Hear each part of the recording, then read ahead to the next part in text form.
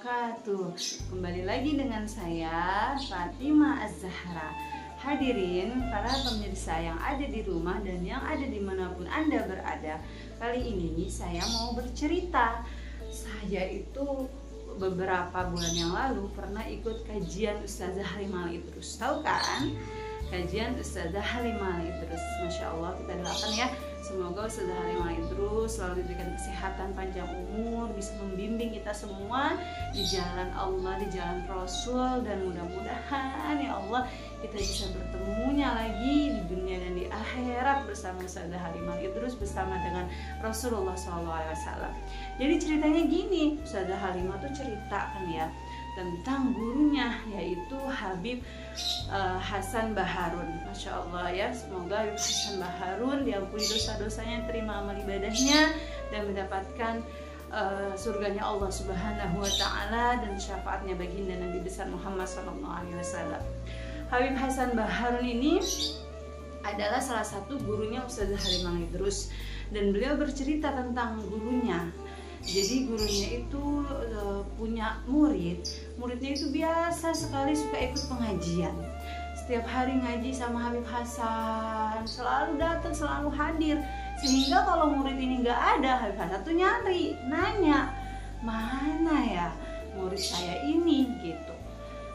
Nah, sewaktu-waktu itu murid tuh nggak datang, nggak ada. Tanyain dong sama Habib Hasan, kemana? Pas sudah datang, dia itu berceritalah ya kejadian kenapa dia nggak bisa datang ke pengajian. Habib, saya mau cerita nih, di daerah di dekat rumah saya ada seorang rentenir yang suka nagih-nagih hutang atau ngutangin orang dengan biaya yang tinggi, dengan riba gitu ya. Lalu orang ini tiba-tiba datang ke rumah saya dan beliau mau taubat. Tolong saya Ustadz, saya pengen taubat, bagaimana caranya? Tolong saya Ustadz, saya pengen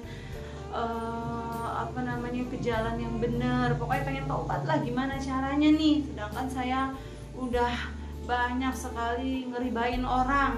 Akhirnya saya sarankan dia untuk melunasi semua hutang-hutang orang-orang, riba-riba orang tuh, duitnya dikembaliin lagi deh ya, dibalik-balikin lagi, dia catetin, dia balik-balikin lagi duitnya. Bahkan yang sudah meninggal dia sedekahin, dia niatin, atau dia kasih ke ahli warisnya. Semua sudah beres. Begitu udah beres, seminggu setelah itu dia meninggal dunia. Masya Allah, Bib, seorang rentenir yang begitu luar biasa, ibaratnya dosanya ya sangat-sangat besar sekali, tapi di akhir kehidupannya ternyata dia taubat dan dia mau untuk melaksanakan apapun itu kesalahannya. Dia mau bagaimana cara menghapus dosa-dosanya, dia mau melakukan itu semua agar dia bisa bertaubat kepada Allah Subhanahu wa Ta'ala. Saya tuh heran, saya tuh kaget, kok bisa ya orang seperti itu dikasih kesempatan taubat oleh Allah Subhanahu wa Ta'ala.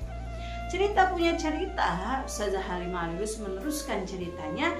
Ternyata bahwasanya orang itu dulu pernah menagih hutang, yang mana orang yang hutangnya ini lagi ada di dalam pengajian. Jadi apa? Jadi yang penagih hutang ini, rentenir ini, ikut ngaji.